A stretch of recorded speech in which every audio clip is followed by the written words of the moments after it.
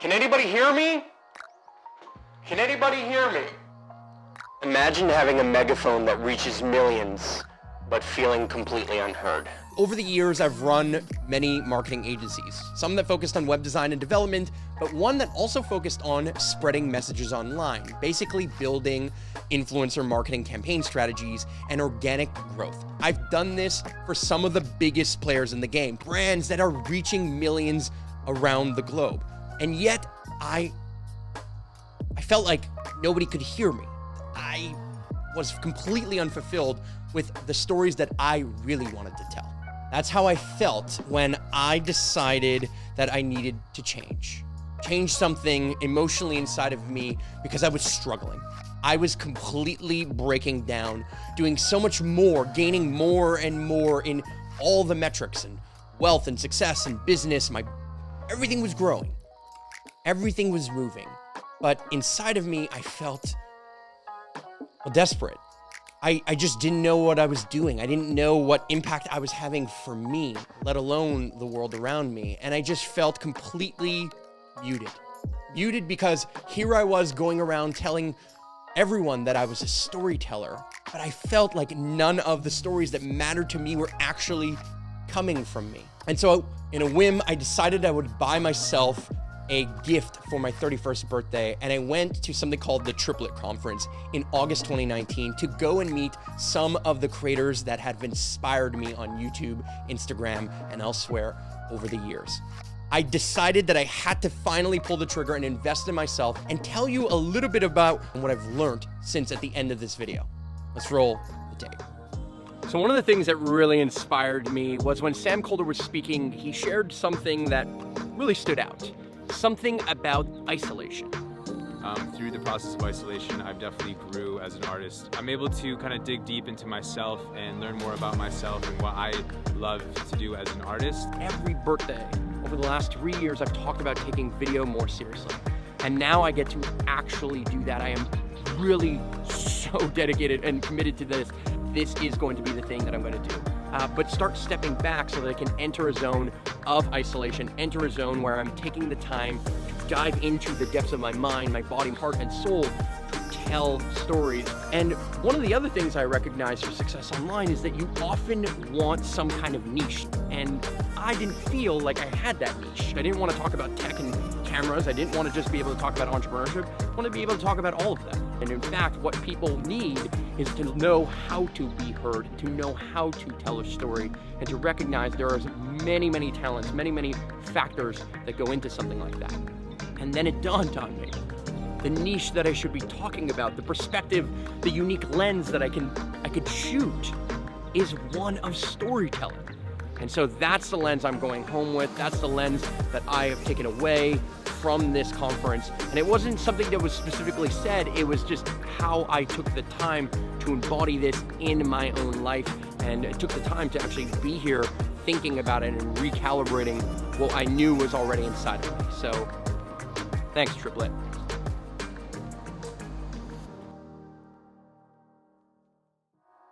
So fast forward to today. It is now spring, and I've gone through that period of isolation that Sam Kolder spoke about and that I really took to heart. And there's a couple of key lessons that really stuck out to me. There's a couple of things that now on the other side of this period of isolation that I realized I needed to continue to embody. Here are those 3 key tips. Step 1 is all about documentation.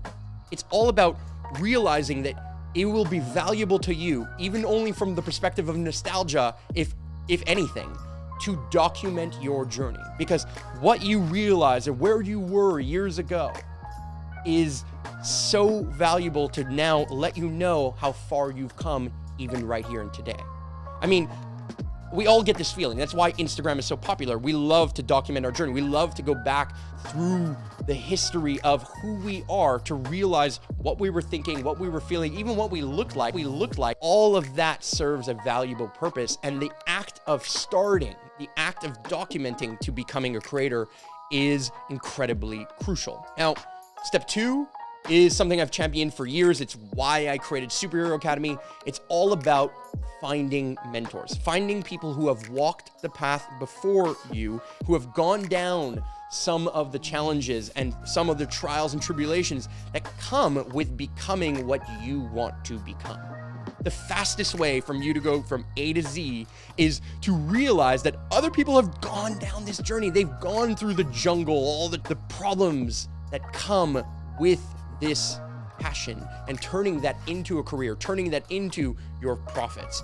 Mentors are incredibly valuable, and that comes in all shapes and forms. You can find them on online courses, you can find them in in-person conferences, you can meet them, you can ask them to one-on-one mentor you, you can hire them for all of these different things, but mentorship is key. It is the number one accelerant and the best investment I've ever made in myself, and it feels good even though it feels scary.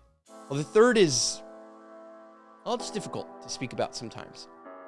See, the whole time I thought that as I got more gear, as I built the set, as the stage would be prepared, that somehow I would be ready as an actor. And that in fact, I was already ready and I was just waiting for the stage to be built. And that's not true. It's just, I wasn't emotionally there. I had not yet done the work. I had not yet fully believed in myself to put all my emphasis on this one thing. And so I always built these life rafts, these ways that I can make money in other ways to continue to afford the better equipment that I thought would make me a better storyteller, without realizing that I needed the time and space, the isolation, the emotional churning, and the clash that comes with all of that to get there. And for me, that ended up looking like doing ayahuasca ceremonies and plant medicines that looked like literally just crying my eyes out and pouring my heart out in every direction. It looked like me sacrificing things that I knew were working, that brought tons of revenue to my business, and just letting them go.